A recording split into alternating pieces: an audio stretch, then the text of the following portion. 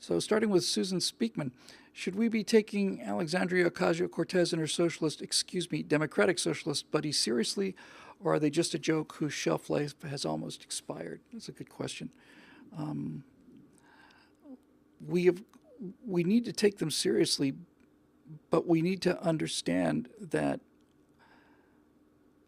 what an incredible, unbelievable blessing they are to people that love this country. We'll just take her as one example. People who knew the history of Barack Obama, who knew that he went to the Little Red Schoolhouse on Mercer Island, who knew that his mother was a communist, his grandfather was a communist, who knew that his father was a communist from Kenya, who knew that that Uncle Frank, who may in fact have been his father, was a communist and arrested with the Hawaii 7 or whatever it was. Anybody knew anything about Barack Obama whose career started in Bill Ayers' living room knew what this guy was. But if you didn't know that, you would believe this guy with the nice smile who claims he just wants to come and help people.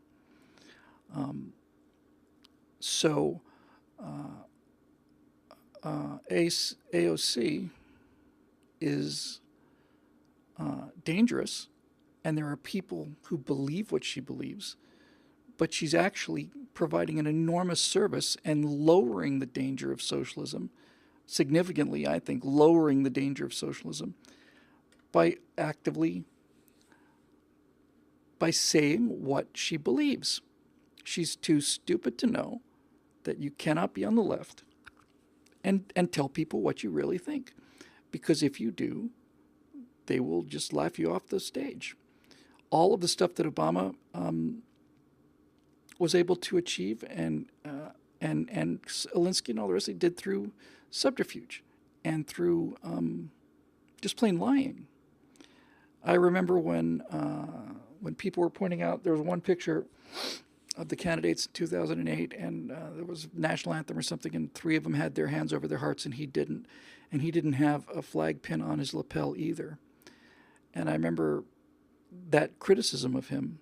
So when he made his speech about Reverend Wright, how he didn't know anything about Reverend Wright being a hateful bigot, just absolute news to him. He made that speech. It looked like he made that speech in a flag factory. I mean, he had 30 American flags behind him when he made that speech. And, I saw right through it, but a lot of people didn't. It works. So AOC is doing us a great service because she's turning up the temperature of the water faster than normal, and that gives us a sense that we need to jump out of this pot. She's making statements and putting down stakes that are so far to the left that the party has to now, the Democratic Party has to at least pay some kind of homage to these ideas, or else they lose their young radicals. And if they lose the radicals, they lose the election. If they go for the middle, they lose the radicals. If they go for the radicals, they lose the middle. I don't know how they're going to reconcile this. Right now, I'm just happy that she's saying what they all believe, and it makes me very happy to see protesters outside of Nancy Pelosi's office trying to batter down the door and get at her because she's not liberal enough. It makes me happy. And my hope is that, well, not that it's going to make much difference.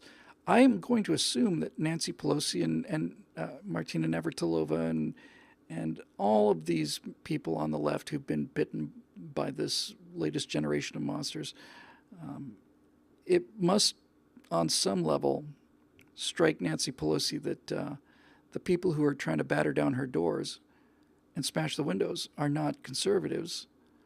They're left-wing monsters created by her policies, and this is what she makes. So that's that.